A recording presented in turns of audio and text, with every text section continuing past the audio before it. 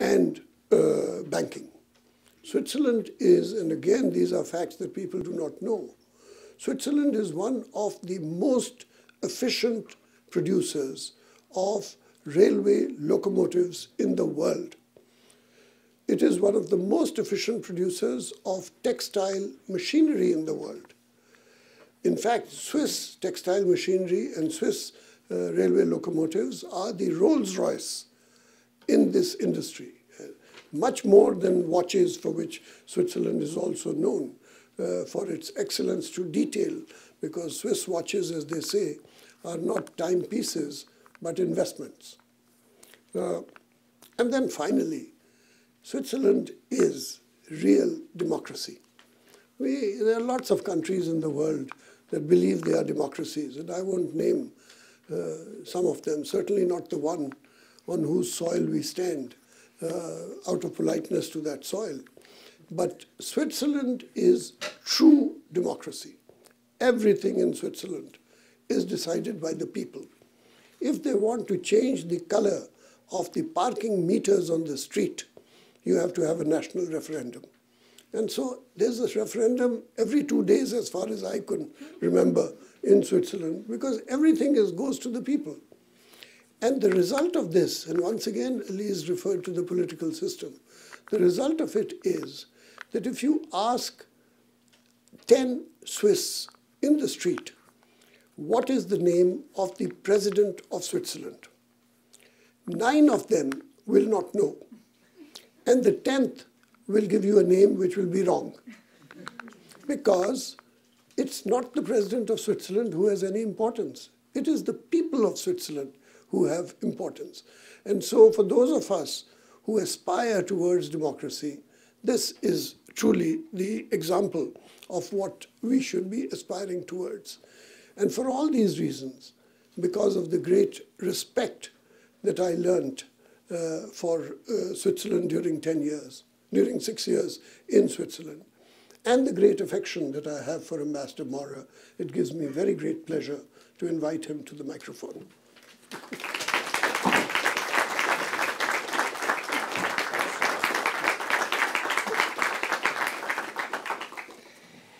Thanks to all of you and to Ahmad for this introduction. I always, after such introduction, I'm hesitating to know whether he spoke about me or about my country or any other Peter Maurer and any other country called Switzerland.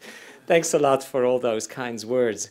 I've been living in the United States for a couple of years now, and when I start talks at a place like this one, I'm always tempted to compare this country I'm living here now as a diplomat with my country, and of course there are similarities and differences. We all have been created in independence struggles, Switzerland and the United States, independence struggles against European colonial powers. We are both federalist, decentralized countries with bicameral systems, with a lot of features in the political culture which are similar. The Swiss don't like if others bother with their internal affairs. Neither, I understand, do the United States like. They are much more forthcoming in telling others what to do. It's a characteristic which is also valid for some of my compatriots back home.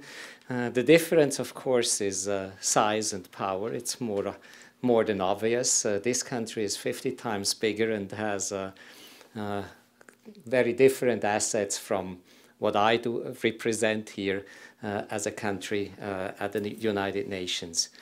And interestingly enough, and I think this is the main interesting feature I recognize almost daily, we are both, Switzerland and the United States, highly globalized economies. Our wealth and our social fabric lives because our integration in the global economy. And nevertheless, we have, our politics are characterized by local and very inward-looking features in the social fabric. We have isolationist reflexes in the United States as we have them in Switzerland. And those isolationist reflexes, despite the fact that economics point to a different region, and Ahmad Kamal has mentioned all our involvement in global affairs, our competitiveness on the global market, our importance as a financial center. And nevertheless, the political articulation, once people articulate themselves in the political institutions, is by and large skeptical towards Europe and the world. And I would like to talk to you a little bit on our European and global politics and how it plays out in our domestic articulation of our political system today. And then I'm, of course, more than happy in a little bit later in responding to your questions to go into details of chocolate and other features of my country. Let me just start off with a couple of figures and dimensions which I think is important to keep in mind. As I said, we are 50 times smaller than the United States. If you rank countries at the United Nations in terms of their size, we are the 120 smallest, largest, whatever country in the world, rank 120. In terms of population size, we are 86. In terms of trade, 25. We have 1 out of 22 governors at the World Bank, so we are somehow in the group of the governors of the financial institutions at the World Bank. We are the 14th largest donor in the UN system. If you take just humanitarian development, human rights, and environmental thematics, we are the 11th or 10th largest donor to the UN. We are roughly the 5th or 6th largest financial center in the world. If you rank us in the Human Development Index, you may know there is this famous Human Development Report appearing regularly, produced by the United Nations. We are somehow between rank 5 and 6. If you look at the competitivity reports, which are regularly produced, we are somewhere in rank 2, between rank 2 and 4 worldwide.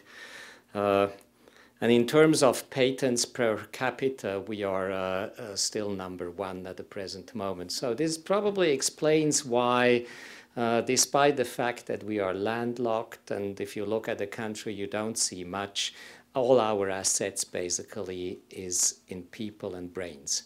There is not much else which you can produce out of this country than investing in people and in brains. Of course, and Ahmad Kamal rightly said, this has also brought us to be an important financial center. And just to conclude those figures, if you, at the present moment, Swiss banks manage more than 34% of all private assets in banks worldwide. So it's a pretty big amount in the sort of zeros you almost can't count after the figure. But it's an important financial center.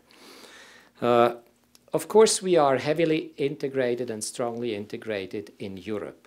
But if we compare ourselves with other similar European countries, look at Sweden, the Netherlands, Austria, one of the big features in the Swiss economy is that we are much more globalized than all other similar European countries are.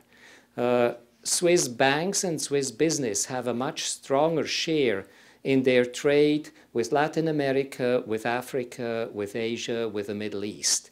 So compared to all other European countries, we still have a significant margin of trade and financial activities in the global economy. So we are one of those countries, of course, who whose relation with the European Union and with the European Economic Area is crucial. 60% of our exports go into the European Union, 80% of our imports come from the European Union.